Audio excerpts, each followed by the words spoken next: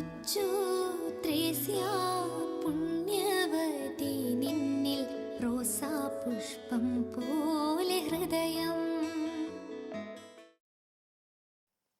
ചെറുപുഷ്പമൊഴികൾ.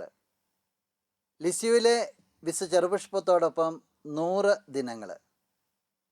ഇന്ന ദിവസം നമ്മൾ ധ്യാനിക്കുന്ന ചെറുപുഷ്പമൊഴി, എനിക്ക് കുടിക്കാൻ തരിക എന്ന് പറഞ്ഞപ്പോൾ സർവത്തിൻ്റെയും സൃഷ്ടാവ് പാവപ്പെട്ട സൃഷ്ടിയുടെ സ്നേഹമാണ് ആവശ്യപ്പെട്ടത്.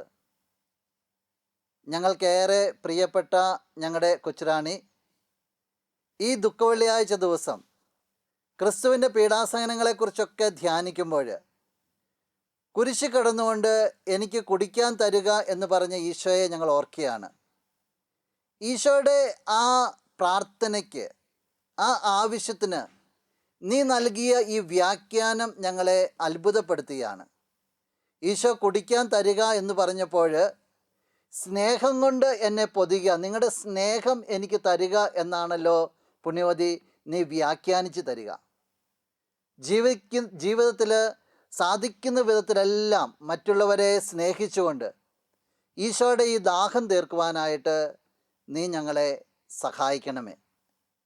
നിന്നെപ്പോലെ തന്നെ ജീവിതത്തിൽ എപ്പോഴും ഈശോയെ മഹത്വപ്പെടുത്തുവാൻ ഞങ്ങളെ നീ ശക്തിപ്പെടുത്തണമേ. നമ്മുടെ കർത്താവ് ഈശോമിശിഹായുടെ കൃപയും പിതാവായ ദൈവത്തിൻ്റെ സ്നേഹവും പരിശുദ്ധാത്മാവിൻ്റെ സഹവാസവും വിശുദ്ധ കുരിശിൻ്റെ സംരക്ഷണവും നിന്നോട് കൂടെ ഉണ്ടായിരിക്കട്ടെ, ഇപ്പോഴും എപ്പോഴും എന്നേക്കും. ആമേൻ. കൊച്ചു ത്രേസ്യ പുണ്യവതി നിന്നിൽ റോസാപുഷ്പം പോലെ